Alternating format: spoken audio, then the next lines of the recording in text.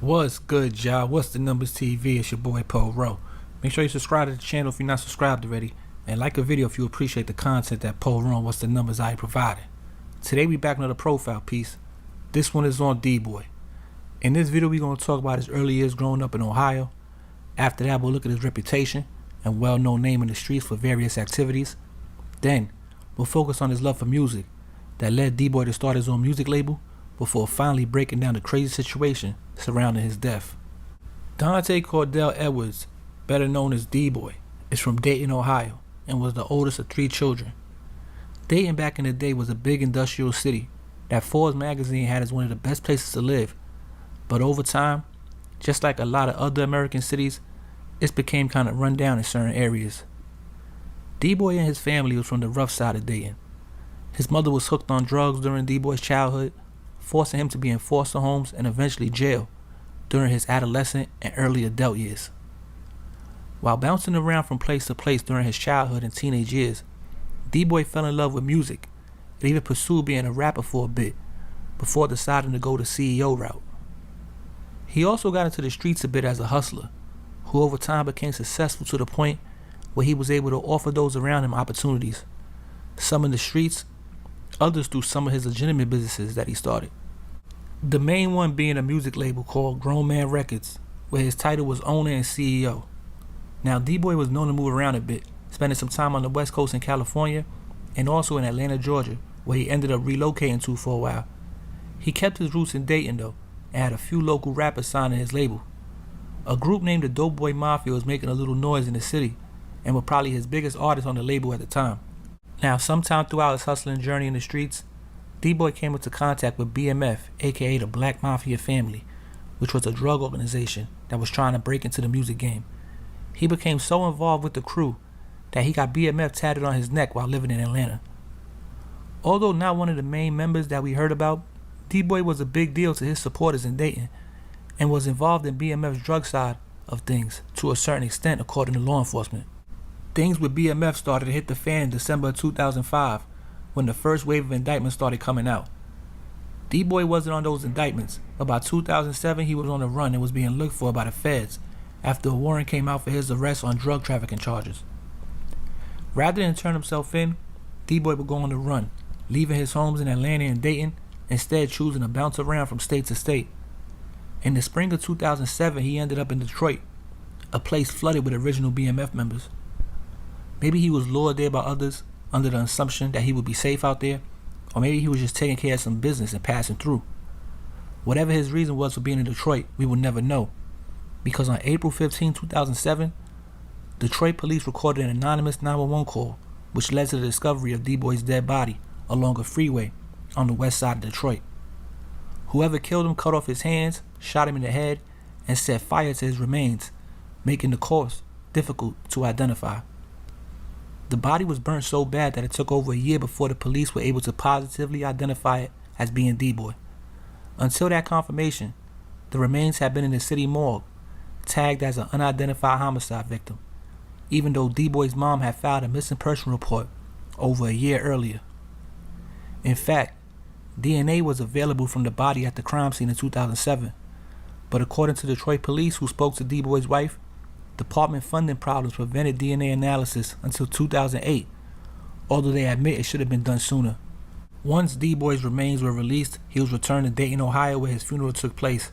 It drew a large crowd of mourners with friends and family, as D-Boy was just 31 years old at the time of his death.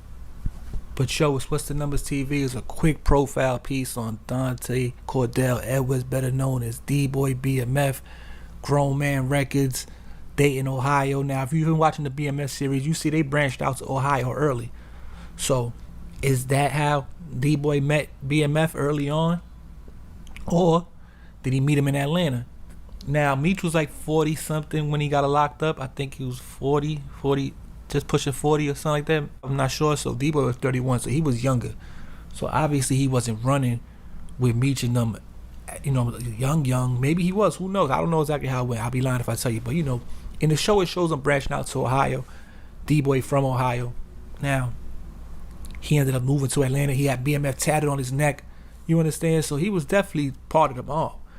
Now, was he meat side or Terry side? Being that he's in Atlanta, he probably meat side, but you could do some digging. It's not too much out there on him.